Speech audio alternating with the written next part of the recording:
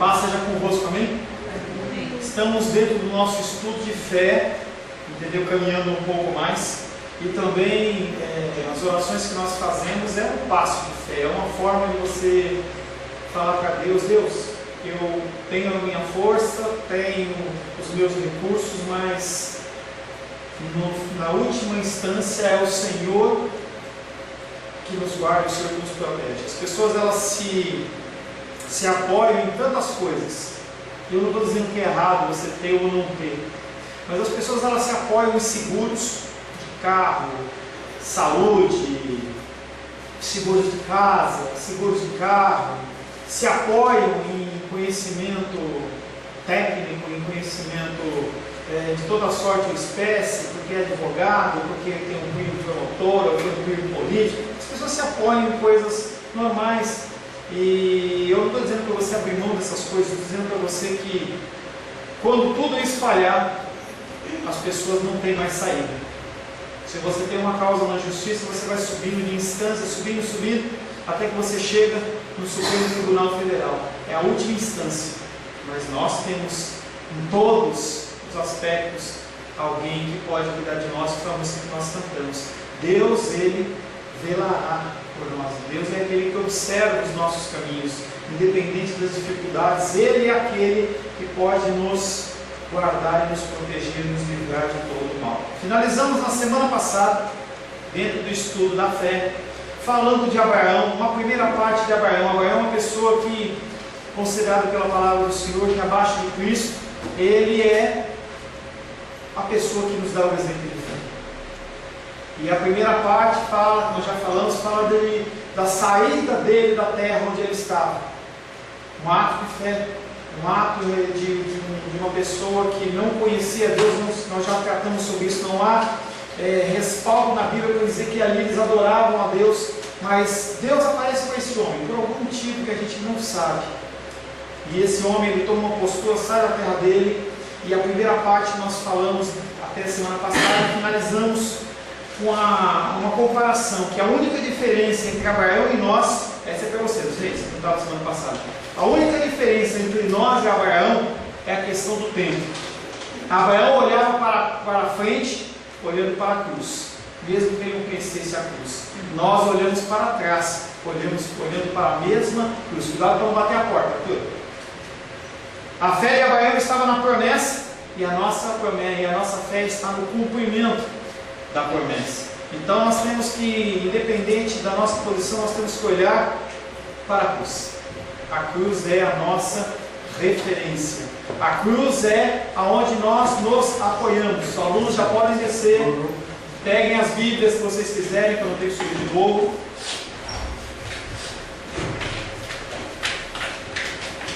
E hoje nós iniciamos falando um pouco sobre a mulher de Abraão. A mulher de Abraão, que se você fizer uma leitura muito rápida da palavra de Deus, se você fizer uma leitura rápida da palavra de Deus, parece que aquele casal foi um casal sem fé, sem motivação. Não, mas eles tiveram fé. O autor de Hebreus, ele fala da mulher de Abraão, Sara. Abra a palavra de Deus em Hebreus capítulo 11, verso 11 e 12. Hebreus capítulo 11, verso 11 e 12. Na mesma esquema que a gente faz sempre, quando você lê, depois você dá oportunidade para outra pessoa ler. Quem achou, leia, por gentileza. Não estando alcançar a sua idade, o Senhor fiel àquele que lhe aderiu, havia feito promessa. Por isso, também que aliás, já não possível, saiu a posteridade tão numerosa como estrelas do céu, e numerável como a areia que está na terra. Vou ler de novo, deixa eu ler um pouquinho baixinho, deixa eu ler um pouquinho mais alto. Pela fé, também a própria Sara recebeu o poder para ser mãe. Não havia esse poder na vida dela e ela recebeu esse poder de Deus. Não obstante o avançado da sua idade, pois você sabe muito bem que tem um ciclo de fertilidade da mulher. Não obstante o avançado da sua idade, pois teve por fiel aquele que lhe havia feito a promessa. Ela não confiava no seu ventre e na sua capacidade biológica, mas ela confiava em Deus. Por isso, também de um, aliás, já amortecido, entre parênteses que eu estou colocando venda, saiu uma posteridade tão numerosa como as estrelas do céu, e inumerável como a areia que está na praia do mar, na qual eu e você fazemos parte, não de uma linhagem biológica, mas dentro de uma linhagem espiritual. Nós somos filhos de Abraão pela fé. Espiritualmente nós somos filhos de Abraão. Lembra que Jesus Cristo, quando confrontado pelos fariseus, ele olha para aqueles homens e fala: vocês não são filhos de Abraão. Se vocês fossem filhos de Abraão, vocês fariam as obras que Abraão fazia. Então você não basta você se determinar, ou se definir, ou se designar cristão. Se você é uma pessoa que vive segundo os preceitos cristãos, você é encontrado como um filho de Abraão ou como um filho de Deus. Se não, você já tem apenas um título, mais nada. E se você quiser, eu mando fazer uma carteirinha para você, pelo menos para você ter um consolo, para que até na hora do juízo, antes de você morrer, você ainda acredite que você está cristão, mas você só quer a carteirinha. Na hora a carteirinha não vale absolutamente nada. Com o seu marido, Sara considerou a Deus como fiel, e essa é a dinâmica da fé, você considerar que aquele que é poderoso para fazer infinitamente mais do que podemos pedir, pensar e imaginar, Ele faz. Se Ele falou que Ele faz, Ele faz. O problema é que as pessoas dizem que Deus falou e Deus não falou, e aí as pessoas elas culpam não o profeta, não o pastor, não o líder religioso, mas eles culpam a Deus. Deus nunca falou. E você não pode querer que se cumpra uma coisa por causa de uma palavra humana. É por isso que a gente vem falando. Por que a gente não faz campanha na igreja? Porque a gente não pode dobrar o coração de Deus. Não tem como você convencer Deus, que nem quando você vai lá na pizzaria e você vai lá e pede uma pizza e você ganha um papelzinho, juntou 10, você ganha outra. Não, Deus, olha, eu fiz 7 votos aqui, 7 campanhas, 7 não sei o que, 10, 12, sei lá o número que você quiser. Agora você é obrigado a me ouvir, me obrigado a me atender. Não existe isso. Nós não podemos mudar o coração de Deus. Ele se apresenta a Moisés como eu sou. É uma significação de que ele é e ele há de ser, e é a mesma coisa. Eu tenho estudado dentro dos meus devocionais um livro chamado, muito legal, se Deus assim der essa oportunidade, a gente vai trabalhar ele. É um livro chamado Ser de Deus. Gente, pensa numa coisa maravilhosa. E aí a gente fica refém da nossa tradução, porque as palavras bíblicas em hebraico, elas têm valores, significados diferentes. Então, se por exemplo você fala sobre matar, então tem 4 ou 5 palavras que dão a referência de matar. Então você pode matar por acidente, matar em legítima defesa, matar com crueldade, matar com uma série de condições. E também a palavra Senhor e muitas outras, ela tem vários significados. Então o Senhor, numa condição, ele pode estar dizendo que Ele é o Salvador. Na outra, que Ele é a bandeira do povo. Que aí nós temos, né? Yavé Rafá, Yavé Jireh. E tem todos os nomes relacionados ao Senhor. E eu fiquei olhando aquilo e falei, que coisa maravilhosa. O nome de Deus, os nomes de Deus, eles têm uma riqueza muito grande dentro da linguagem hebraica. E a gente fica refém a uma palavra que parece que tem o mesmo significado para todos e não tem. Fé é crer que há um Deus, não é fé, a fé não é crer que há um Deus, as pessoas creem que há um Deus. Já falei para vocês isso. Nós nascemos com 2 sensos, um de religião, de nos reunirmos, de reunir para adorar alguma coisa, e nós trazemos no nosso coração uma sementinha de que há um ser superior. E as pessoas, na sua totalidade, todo ser humano nasce com isso. As pessoas sabem. Uns adoram o vento, adoram o trovão, adoram uma série de coisas. Adoram imagens, aqueles que não têm criam. Um cria bezerro, acredita que o elefante, lá na Índia, a vaca é sagrada. Sendo que você está morrendo de fome, mas a vaca não pode ser morta porque ela é sagrada. E as pessoas, elas buscam adoração. Sendo que Deus, ele não se revela em nenhuma forma humana para não haver esse tipo de idolatria. Então, crer que há um Deus, todos creem. Mesmo os ateus, eles creem de uma certa forma. Não há uma pessoa que nasce inerentemente ateu, ela desenvolve a partir da pecaminosidade do coração dela uma série de bloqueios, porque se você acredita que Deus existe, que existe um Deus, você tem que se comportar de uma forma moral perante esse Deus, independente qual seja. E isso vai te confrontar em qualquer religião, budismo, islamismo, hinduísmo, shintoísmo, em qualquer religião. Se você tem um Deus, você tem um padrão de conduta e você tem que se comportar conforme aquele padrão. E aí nesse contexto, qualquer fala, não quero nem ter nenhum padrão de conduta. É o que a gente vê hoje, por exemplo, no carnaval. As pessoas, elas não querem ter nenhum tipo de padrão de conduta. Eu quero ter um tempo em que eu faço o que eu quero. As pessoas creem que há um Deus. A fé verdadeira vem crer que a fé é crer no Deus, em um Deus, naquele Deus, que tem uma série de padrões. Se você quer viver sobre os seus desígnios, você tem que viver sobre Ele, o que Ele manda, o que Ele comanda, o que a palavra ensina. E as pessoas não querem isso, elas querem liberdade. Por isso que tem tantas igrejas por aí. As pessoas, elas querem liberdade de alguma característica. Eu quero uma liberdade no vestir, eu quero uma liberdade no me expressar. E aí tem igrejas que não podem dançar, tem igrejas que podem dançar, tem igreja em que o louvor é 10 minutos, tem igreja que o louvor é 3 horas. Eu já fui num culto lá em São Paulo, que a igreja tinha um louvor de 1 hora, 2 horas, 3 horas, e as pessoas ficavam pulando, dançando, tal, e é gostoso, mas chega uma hora que você fica exaurido nas suas forças. Como é que você vai ouvir a palavra de Deus? A fé não é crer que há um Deus, porque todos creem. A fé é crer em Deus. A fé é confiar na fidelidade de Deus. Esse Deus, Ele é fiel. Quando eu sou fiel, estou confiando naquele que considero perfeitamente fiel. Foi isso que Sara fez, e é isso que as pessoas fazem quando põem a sua confiança em Deus, porque reconhecem que, em última análise, apenas Deus, Ele é digno de confiança. Os seres humanos, eles falham, quando você precisa deles, eles não estão ali, entendeu? Você pode achar que você pode confiar no seu pai, na sua mãe, no seu filho, você não pode. As pessoas, elas têm necessidades diferentes, valores diferentes, e no momento em que você está passando uma extrema dificuldade, a pessoa pode falar, isso não é nada, deixa para depois, e aí você só pode confiar em Deus. Fazendo um breve resumo do que nós falamos até aqui, nós temos o texto em Hebreus capítulo 11, abre aí, Hebreus 11, do 13 ao 16. O próprio livro de Hebreus, ele faz um resumo do que foi falado. Hebreus 11, de 13 a 16. Todos estes morreram na fé, sem ter obtido as promessas, vendo-as, porém, de longe e saudando-as e confessando que eram estrangeiros e peregrinos sobre a terra.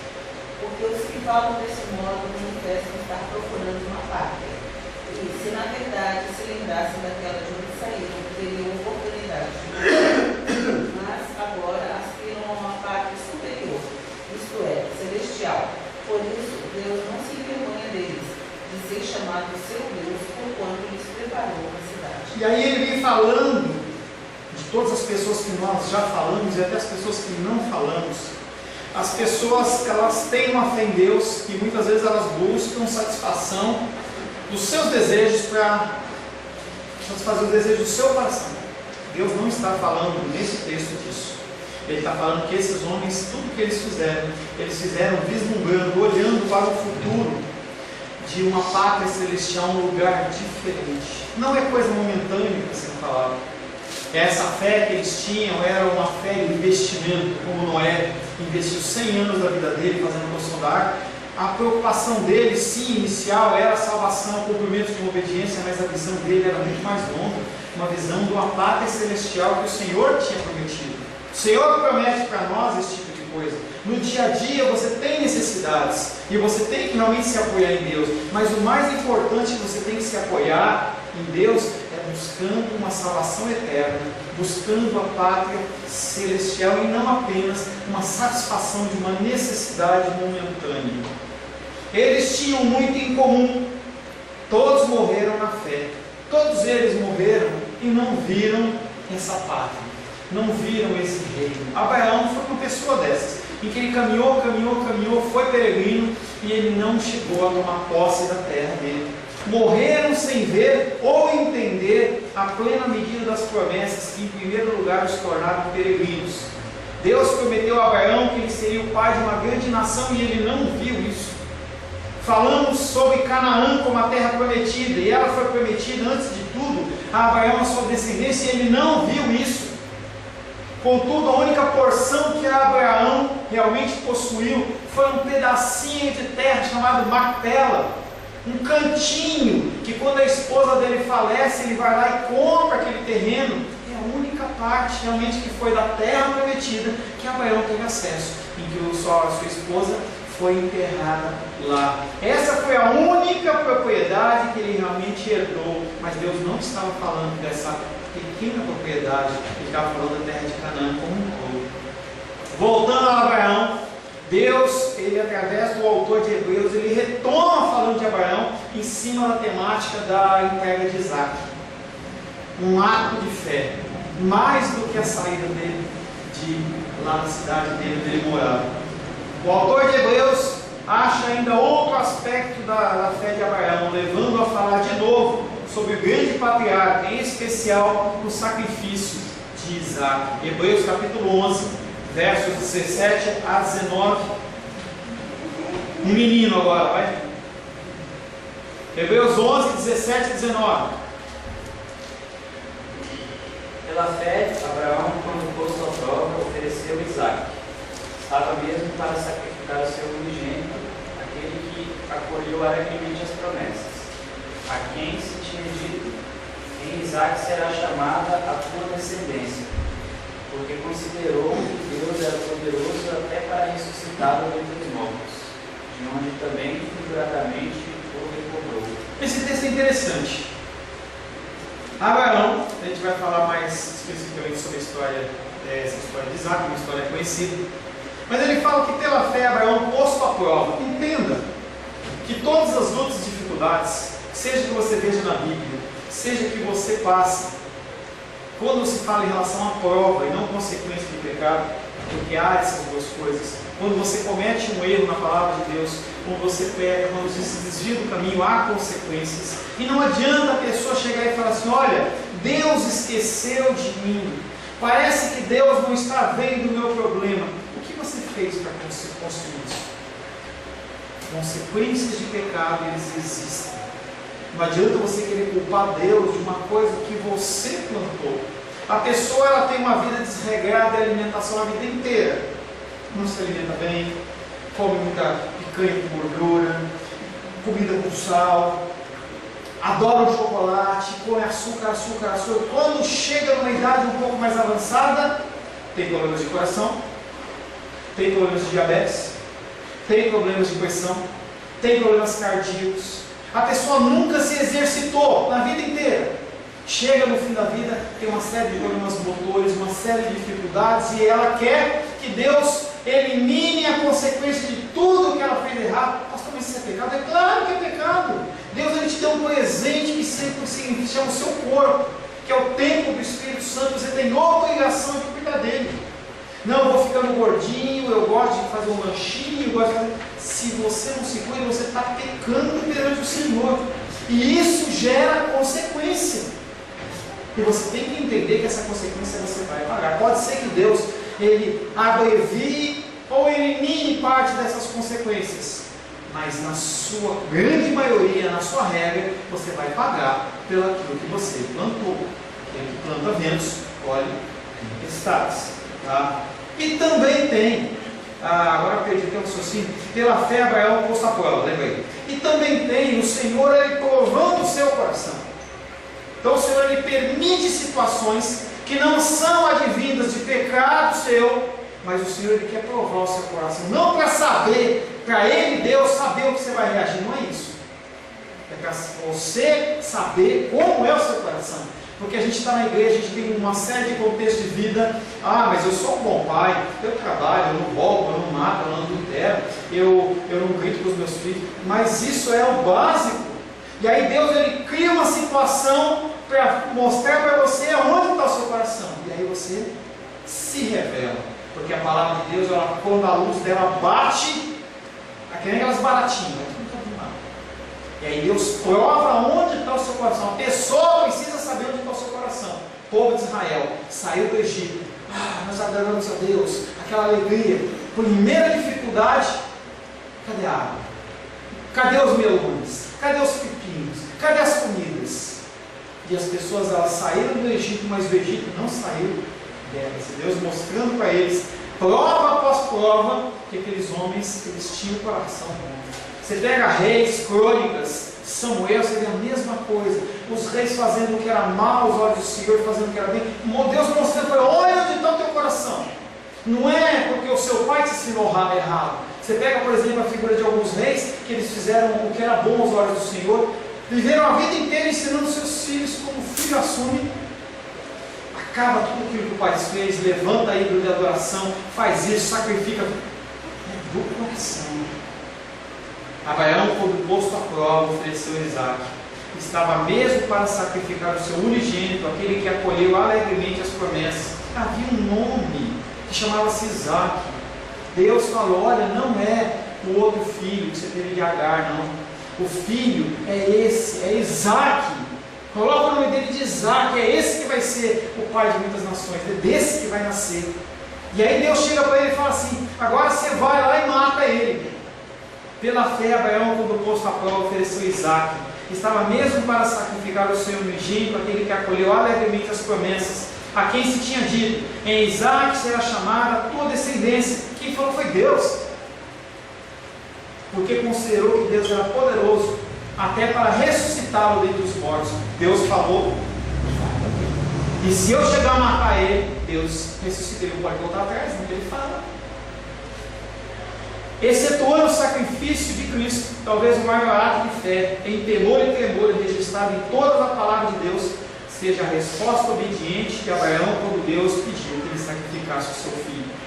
Isso aconteceu depois de Deus haver feito a Abraão a promessa de uma geração futura através de Isaac, não outro, de Isaac. Nesse meio tempo, Abraão, como todo ser humano, tentou dar um jeitinho. Abraão tomou medidas junto com a sua esposa para que a promessa fosse cumprida. E aí, vendo os dois que eles eram idosos, que ela já tinha cessado a menstruação dela, ela não ovulava mais, elas falaram assim, vamos dar uma ajuda para Deus. E aí pegaram Agar, entregaram, nasce o menino, só que esse menino não é o filho da promessa. Engraçado que isso eu não conhecia. Por fim, depois de haver vários anos de espera, Sara, ela deu à luz. E quando ela recebeu a notícia que ela ia dar à luz, ela riu. A palavra de Deus diz que ela lá longe na tenda, Deus estava falando com Abraão, ela deu risada. Ela falou, como é que eu vou ter filho? Estou aqui com o meu ventre já morto, meus peitos murchos. Como é que eu vou dar luz para uma criança? E ela riu. E Deus, quando confronta, não ri não, riu sim. E aí quando Isaac nasce, e os nomes os nomes do Antigo Testamento em especial, é tão interessante você olhar, porque cada nome tinha um significado. Não era um nome que nem, vou colocar o nome dele de Cláudio. Por que? Não, porque eu acho bonito. Ou porque tem um jogador do Flamengo, nem meu nome foi dado, meu nome vai dar risada. Quando no começo lá, tinha um Paulo César Cavru, que era jogador do Botafogo, não sei, do Flamengo, não sei. Eu sei que todo mundo estava colocando o nome de Paulo César. Minha mãe não sabia, ela não acompanhava o futebol. E aí ela deu o nome. Quando ela descobriu que havia um monte de Paulo César, por causa do time de futebol, ficou morrendo de raiva. Mas já tinha sido feito, já tinha sido colocado o meu nome. Mas ela colocou porque ela escolheu, você tem os nomes, você escolhe. Isaac, ele veio daquela risada. Isaac significa riso. Isaac significa riso, porque ela lembrou da promessa de Deus que ela tinha rido. E quando ela coloca o nome, ela coloca o nome de riso. Tá? Todas as esperanças de Abraão, todo o seu destino estavam envolvidos naquele filho. Ele não tinha mais condições, pelo menos humanamente falando, de ter outro filho. E se tivesse outro filho, será que haveria confiança em Deus? Deus que havia prometido, como é que ele morreu? Gênesis 22, 2.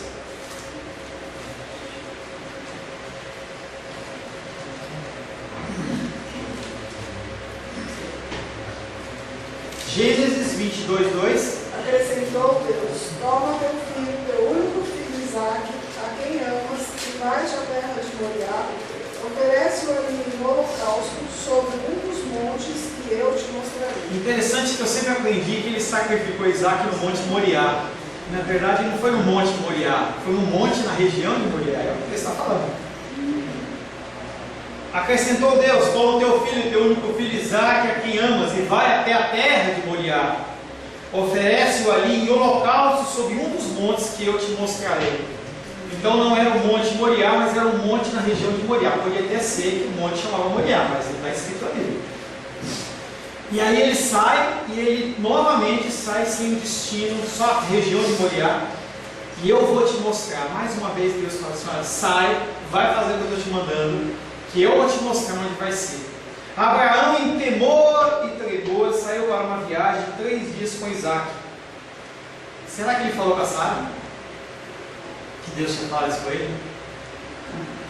Eu acho que se ele tivesse falado com a Sara, talvez Sara tivesse dado um cajado na cabeça daquele homem lá. Vai matar meu filho, nada. Vai nada. Entendeu?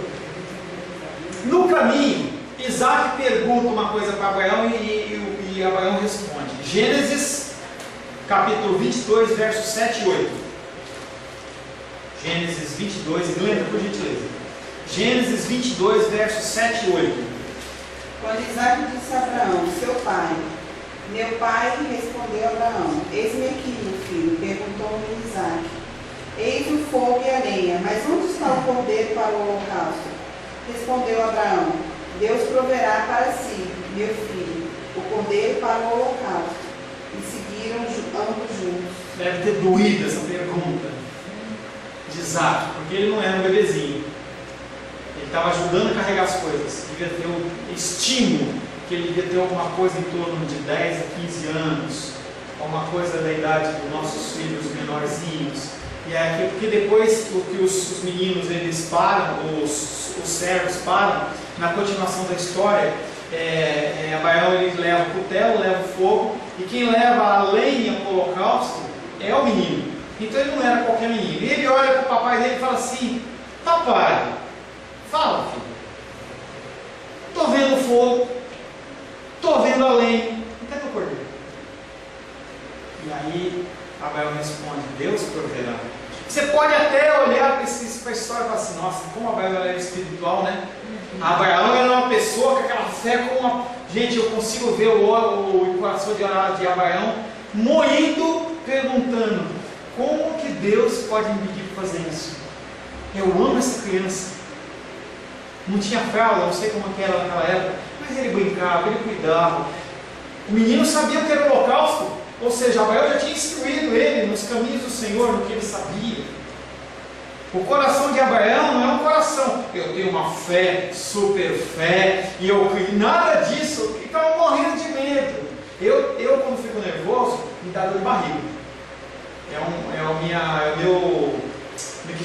o meu fusível. Tem gente que tem dor de cabeça, tem outro que vomita, tem outro que tem problema de articulação. Não, eu não, dá problema de dor de barriga. Quando eu fico nervoso com a tensão, me dá dor de barriga.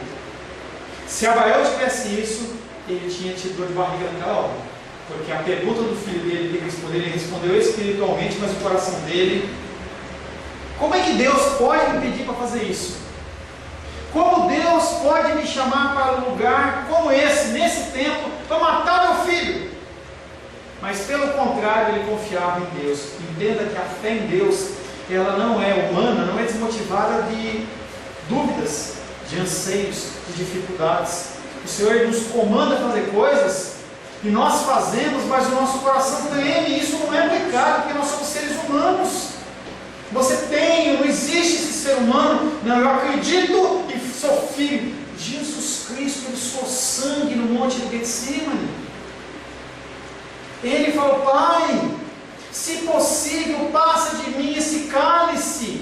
Ele estava falando: Deus, Pai, não deixe que eu passe por isso. Não está bom o que eu já fiz. Ele, como ser humano, ele estava falando isso. A gente acha que as pessoas elas não têm direito a demonstrar emoções. Não, tem que ser duro, firme. É uma coisa que eu bato sempre. Em funerais, as pessoas, ou em dificuldades funerárias, as pessoas elas chegam com frases feitas. Não, você não pode chorar. Deus tem que ser a sua força. Você não está sabendo o que é... Não, gente, deixa a pessoa chorar. A fé dela está sendo provada, está sendo moída. Nós passamos por situações em que a nossa fé ela é moída. Você age pela fé, mas o teu coração está parecendo uma uva passa. Porque você sabe da dificuldade, sabe das coisas que acontecem. Pastor, Vai, querido. eu recebi no WhatsApp, eu ia até passar por eu acabei esquecendo. Senão não fiz. Eu recebi um WhatsApp e eu ia passar por grupo e acabei esquecendo, depois eu passo. Agora, recente, alguém lá, um missionário cristão, né, no Irã, ele foi condenado a fogo porque ele conseguiu converter muitos muçulmanos. E ele na forca, assim, já com a cobra, e ele sorrindo, dizendo que combateu com combate. Mas o coração dele, a menos que Deus tenha dado uma paz sobre-humana, como é que vai ser? As pessoas foram queimadas em nome de Deus. Elas foram jogadas aos leões em nome de Deus. Uma coisa é você agir pela fé e outra coisa é o seu coração, como ele está. Abraão, nessa situação, o coração dele devia estar, entendeu? Ele acreditava, e eu creio que você tem situações que você acredita em Deus, que você tem certeza que Deus vai fazer, mas mesmo assim, entre o momento da sua petição, digamos assim, até que a coisa venha se concretizar, é um tempo em que Deus está provando a sua fé. Você acredita mesmo? Vamos ver. E não é a ação de um Deus que está querendo fazer uma ação masoquista com você, não vou deixar ele sofrer, não. A gente tem que ser provado na nossa fé para a gente poder crescer, para a gente poder ensinar os outros. Essa situação que você está falando aí, o homem está lá com o negócio na forca, ele vai segurando, está dando risada, tem uns que cantam.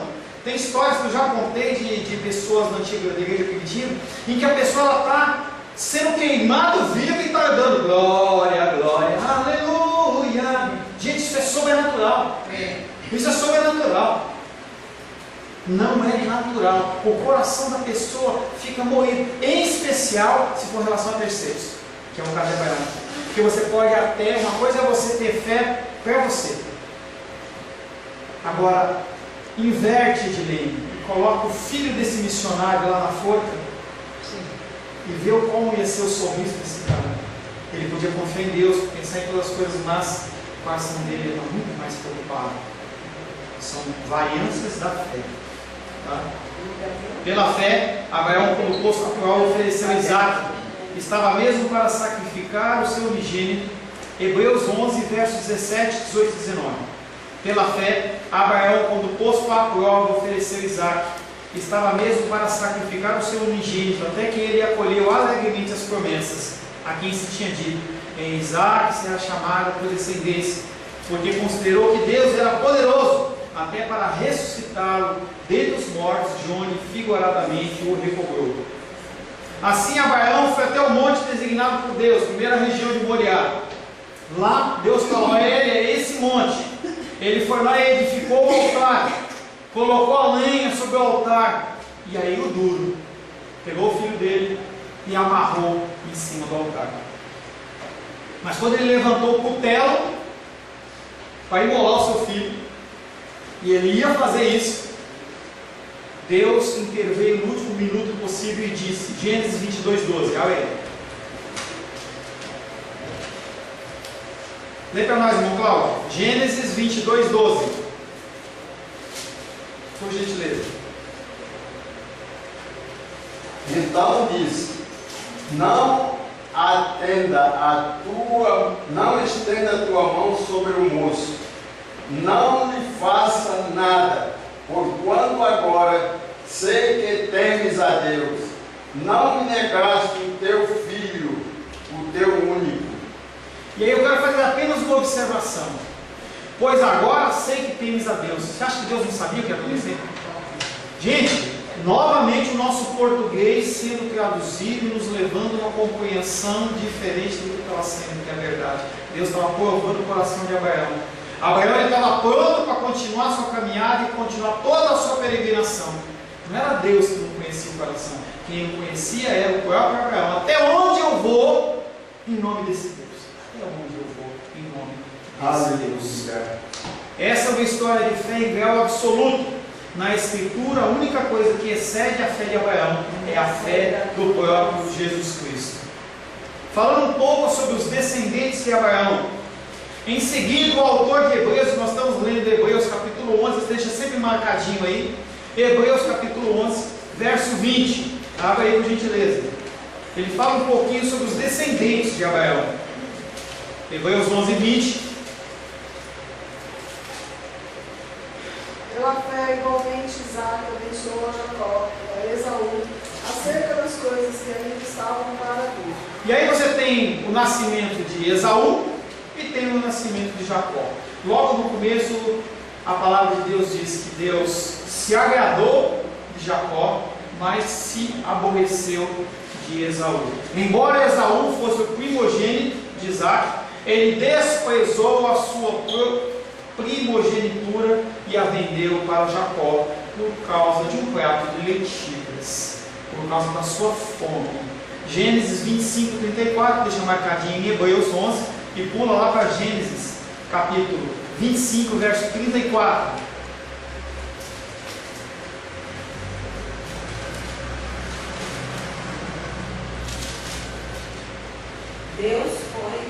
Deu, pois, Jacó a Esaú pão e um cozinhado de lentilhas.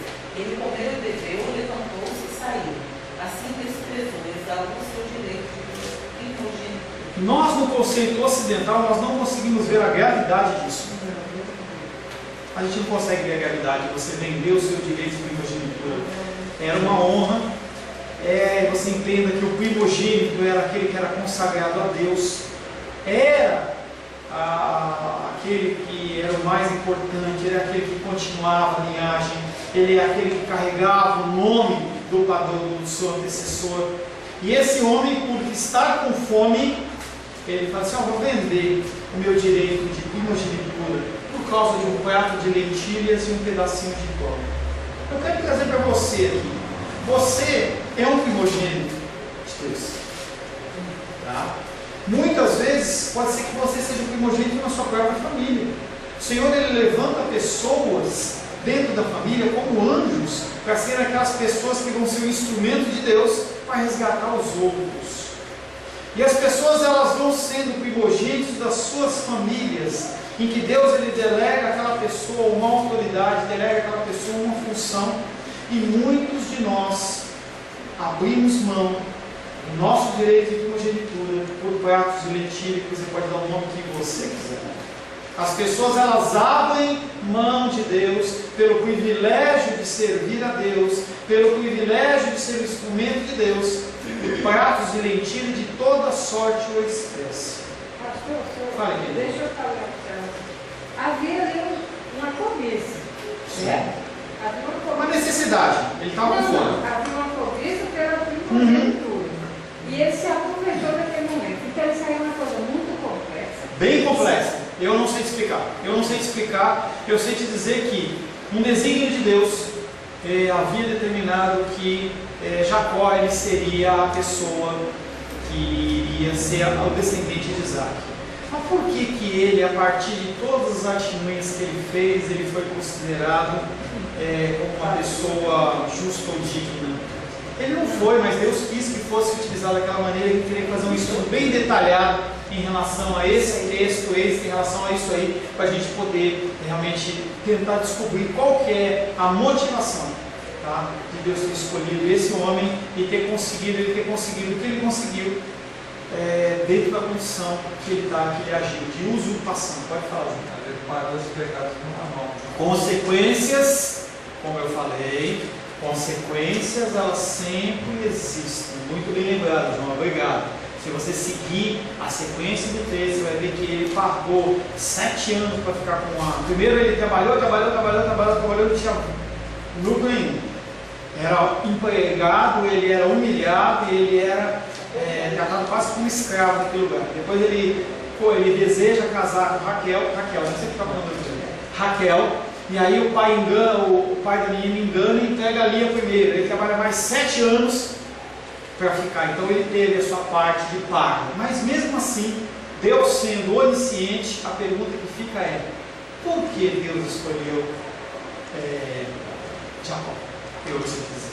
Aí a gente teria que estudar em relação a isso. Como não é o cerne do nosso estudo, eu vou continuar caminhando. Depois a gente pode pensar em fazer um estudo a respeito disso. Tá?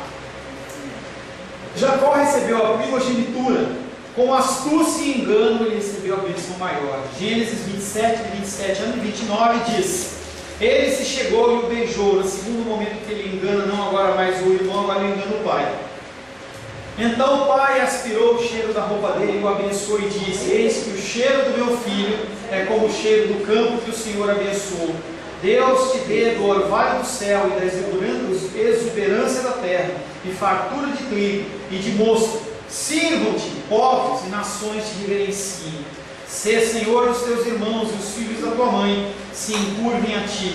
Maldito seja o que te amaldiçoar, e abençoado seja o que te abençoar. E tudo isso aconteceu segundo o plano soberano de Deus. Seja você entenda, seja você não entenda, seja você acredite ou você não acredite, Deus ele é soberano e ele faz tudo conforme a vontade dele mesmo. A mãe dele foi um instrumento para Sim. isso também. Dentro da nossa ótica humana,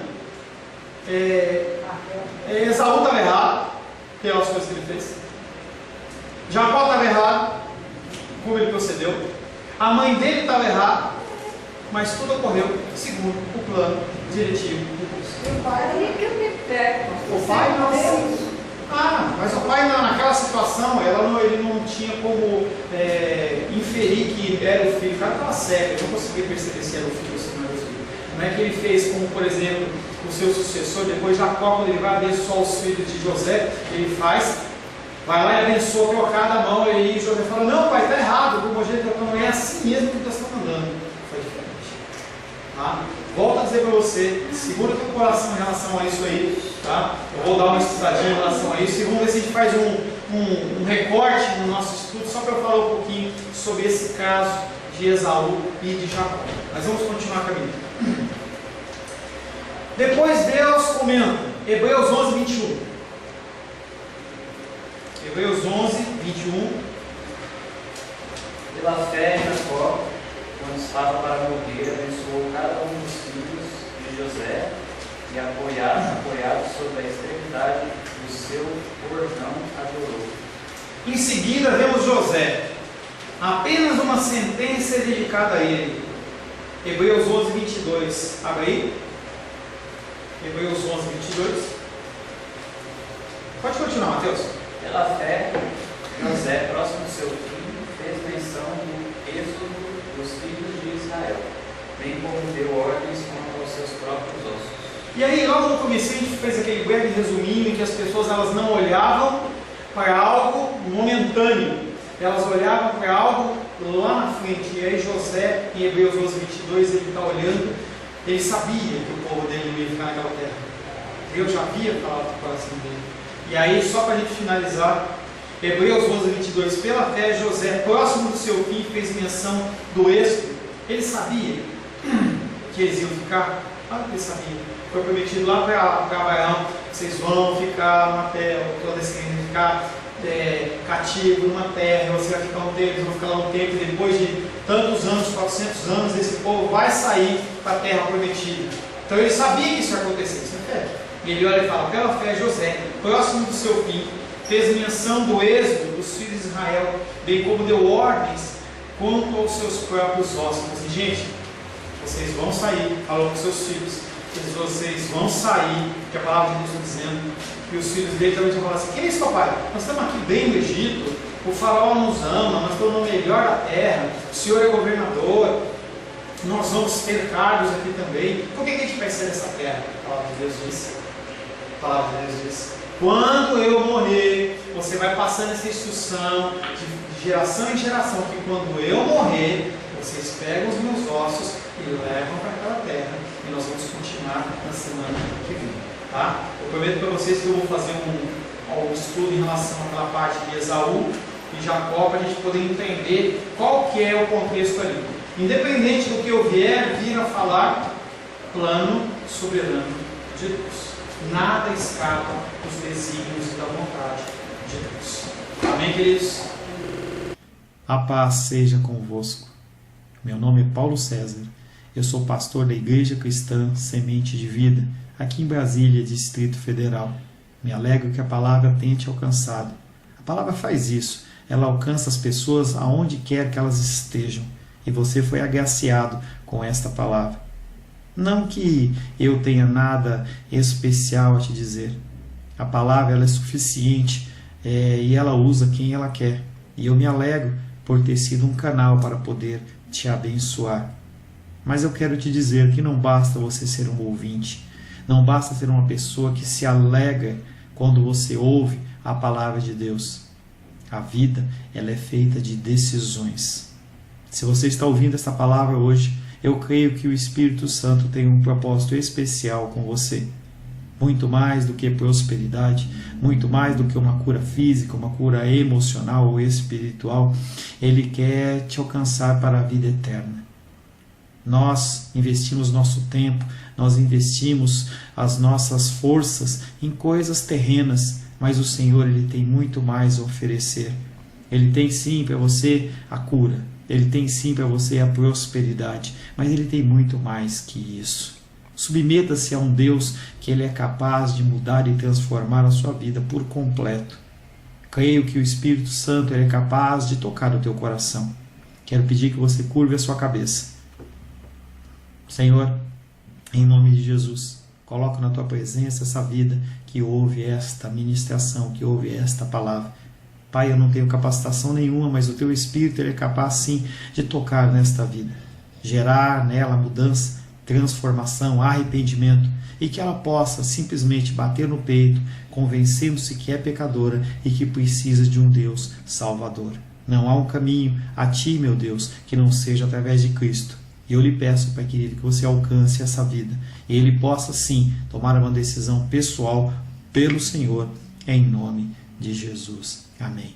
Amém, meu querido. Amém, minha querida. Fico contente que você esteja ouvindo essa ministração até o fim. E peço que você não se limite a ouvir os cultos pela internet. Você procure perto da sua casa uma igreja, um lugar que proclame a palavra do Senhor. Eu oro para que o Espírito Santo te direcione nessa busca, porque muita coisa tem sido oferecida que não é o Evangelho. Eu abençoo a sua vida em nome de Jesus. Amém.